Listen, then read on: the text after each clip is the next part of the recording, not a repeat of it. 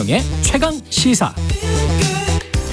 네, 인공지능 AI 화제죠. 이게 글쓰기, 그림 그리기 같은 창작 영역, 그리고 음악까지 지금 파고들었다고 하는데, 김덕진 미래사회 IT연구소 소장과 함께 AI의 현재와 미래를 좀 짚어보겠습니다. 안녕하십니까? 네, 안녕하세요. 예. 반갑습니다. 김덕진입니다. 지금 최근에 나온 이야기는 존 레논의 미완성곡을 바탕으로 비틀즈 신곡을 만들어서 공개를 하는데, 이게 존 레논 목소리로 AI가 어떻게 담아서 어떻게 하나 보죠? 네, 그러니까 예. 이게 그냥 간단하게 설명드리면 예전에 있었던 존 레논의 음악 있잖아요. 그 음악이라고 하면 예전이니까 당연히 음질이 별로 좋지 않았겠죠. 그래서 예전부터 이런 시도들을 했었어요. 그러니까 예전에 있던 음원에서 목소리만 추출을 해서 그 목소리를 가지고 내가 원하는 새로운 음악에다가 음가나 이런 걸 짚힐 수 있지 않을까라고 하는 상상을 한 거예요. 근데 이제 그게 지금까지는 음질도 떨어지고 그리고 여러 가지에 있는 음원에서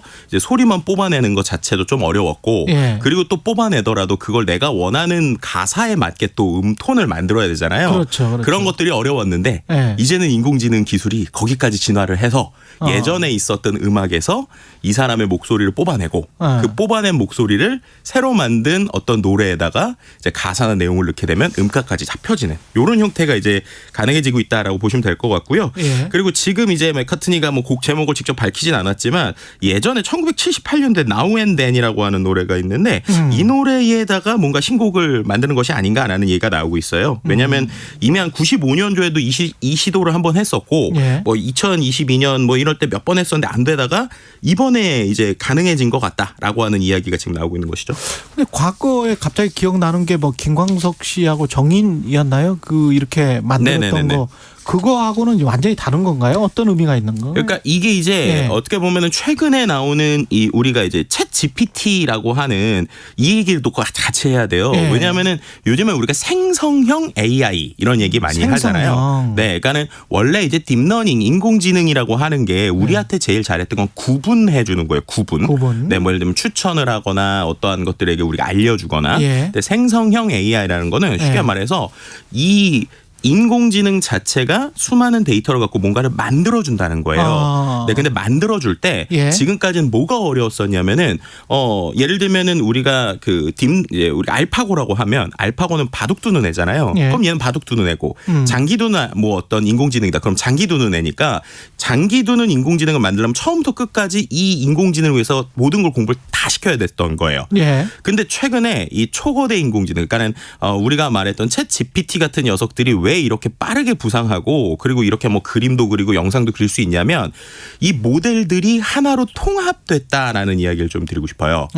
네, 이게 뭐냐면 우리가 언어를 배우거나 이제 사람이 공부할 때도 좀 비슷하다고 생각하시면 돼요. 사람이 우리가 그림을 그릴 때 어렸을 때 만약에 미술학원에 가서 미술 공부를 하는 게 미술에도 도움이 되지만 거기에 있는 여러 가지 것들이 뭐 나중에 뭐 내가 언어를 하거나 음악을 할 때도 조금씩 도움을 주잖아요. 그렇죠. 네, 이제 그런 형태로 인공지능한테도 우리가 그렇게 한번 이제 컨셉을 잡아본 거예요. 왜냐하면 어쨌든 인공지능한테 뭔가 교육을 시킨다고 했을 때 학습을 시킨다고 표현하거든요. 학습을 시키는 게 결국에는 인공지능이 이해할 수 있는 어떠한 숫자나 형태로 어쨌든 변환을 해야 돼요. 그렇죠. 그럼 그렇게 될 거면 생각을 해보면 아니 어차피 글을 가르치든 그림을 가르치든 뭐 영상을 가르치든 인공지능이 처음에 이해하는 건 다 숫자로 변환한 어떻게 보면 표 덩어리, 벡터 덩어리가 되니까 야 그러면 우리가 지금까지 따로따로 가르쳤는데 이거 한번 통으로 가르쳐 볼까? 라고 생각을 한 거예요.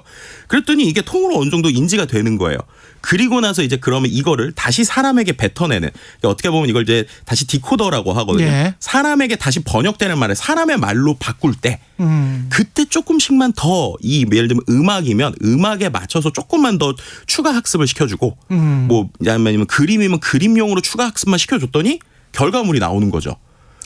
야, 생각해보니까 음악 대입법이 수학이랑 바로 밀접한 연관이 있으니까. 그렇죠.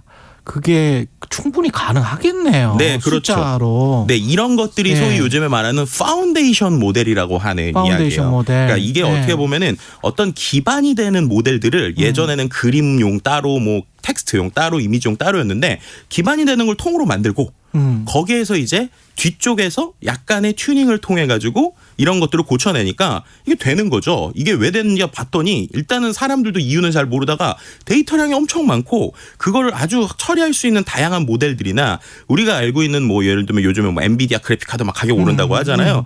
이런 GPU 같은 것들을 계속 다 밀어 넣다 보니까 뭐 인공지능의 제일 장점이라고 하면 사람은 뇌가 하나지만 인공지능은 여러 개의 이제 한마디로 머신을 붙이면 뇌가 여러 개 있는 것처럼 뇌를 막 100개, 1000개로 늘릴 수 있는 거잖아요. 그렇게 되니까는 이게 이제 왜 그런지 모르는데 어느 순간에 소위 인간처럼 발현된다고 표현을 할까요? 그런 식으로 뭔가 발견이 되는 거죠. 이것도 뭐 추리거 포인트 같은 게 있는 거예요? 네, 맞습니다. 실제로 이번에 우리가 GPT-4를 보면서 놀랐던 이유가 GPT-3가 사람들에게 줬었던 가장 큰 이유가 뭐였냐면 그 전 버전.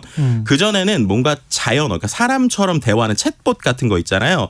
챗봇을 만들 때 무조건 우리가 문법처럼 영어 공부할 때도 문법을 막 공부시키잖아요. 그런 식으로 시키려고 그랬어요. 근데 이제 우리 사람도 보면 문법으로 공부를 많이 해도 영어 회화하라고 하면 잘 못하잖아요. 그래서 결국에 우리가 외국에 막 어떻게 보면은 그냥 영어 잘 못해도 보내서 막 익숙하게 하는 거죠.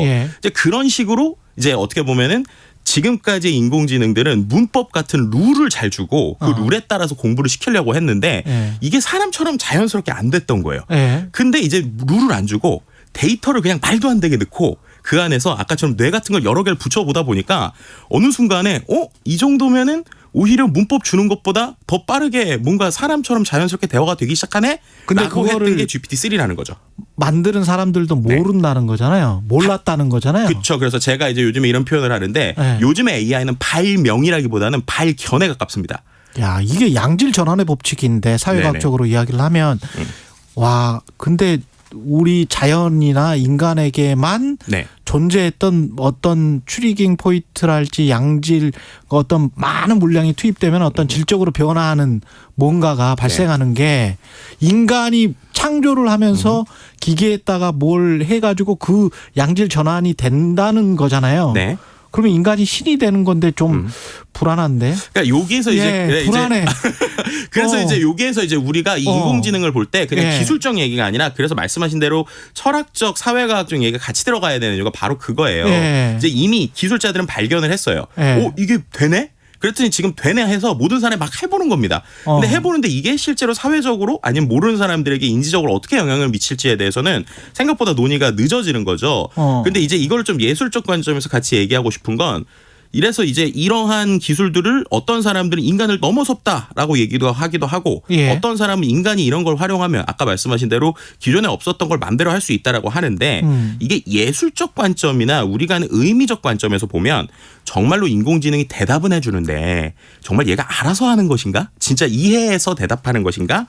라고 할 때는 그건 아닌 것 같다라는 거예요. 그래서 지금의 방법들을 우리가 말하는 챗GPT 같은 거를 비유적으로 표현할 때 제가 제일 와닿던 게 통계적 앵무새다라는 표현입니다. 통계적 앵무새. 네, 그러니까 지금 모든 이러한 뭐 생성형의 이미지를 만들던 텍스트를 만들던 이런 것들은 마치 우리가 빈칸 채우기 있잖아요. 뭔가 이제 사람들한테 뭐 나는 조선의 네모다 이렇게 주면 그걸 국모다 이렇게 생각을 하게 되잖아요. 우리나라 사람들은.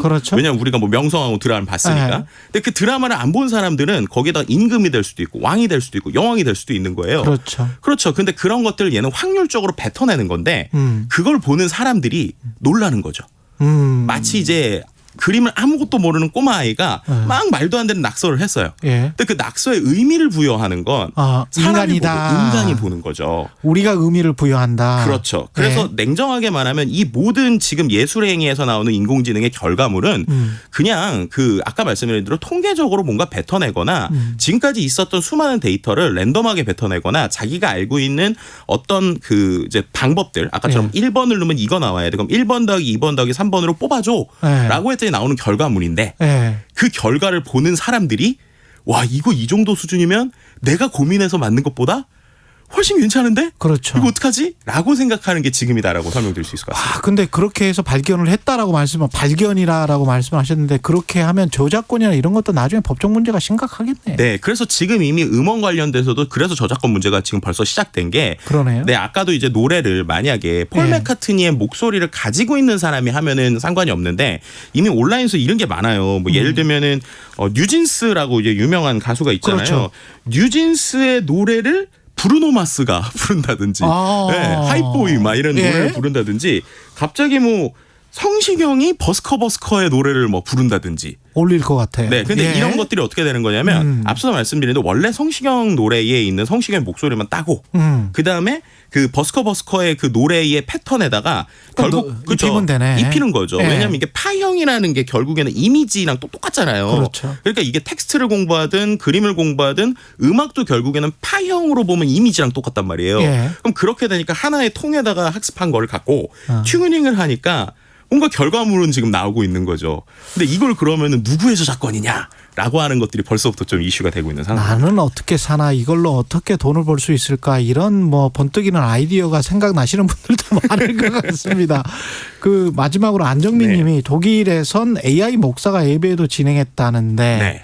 신자들 반응이 엇갈렸을 것 같은데 이게 참 영성이라는 측면에서도 네. 인간이 뭔가 다른 이성이나 숫자만 네. 말고 다른 뭔가가 있다라고 우리는 믿어왔는데 네. 어떻게 보세요? 이것도- 한 30초밖에 안 네, 남았습니다. 이것도 우리나라 주님 AI 이런 게 있는데요. 예. 그러니까 뭔가 패턴적인 걸 넣었을 때 결과물을 내는 것들은 이미 인공지능이 잘한다는 거예요. 그러면은 사람은 그것을 가지고 어떻게 할 것인가. 예를 들어서 말씀하신 대로 인공지능 목사가 나오는데 예. 그 메시지를 전달하는 사람은 또 감성이 다르잖아요. 그렇지. 그러니까 결국에는 도구가 주는, 그러니까 인공지능은 도구다. 도구다. 그럼 그 도구를 우리는 어떻게 활용할 것인가라는 관점으로 바라보시면 인공지능의 변화들을 조금 더 너무 무섭지도 않고 그렇다고 보조제로 삼자. 네, 뭐 이렇게 어떻게 보면 인턴 사원 아니면 예. 보조 사원 이런 예. 식으로 쓰는 것들에 대해서 관점이 필요하고 예. 분명히 가이드라인은 필요하다. 뭐 이런 얘기도 같이 드릴 수 가이드라인도 있습니다. 필요하다. 예, 김덕진 미래사회 IT 연구소 소장이었습니다.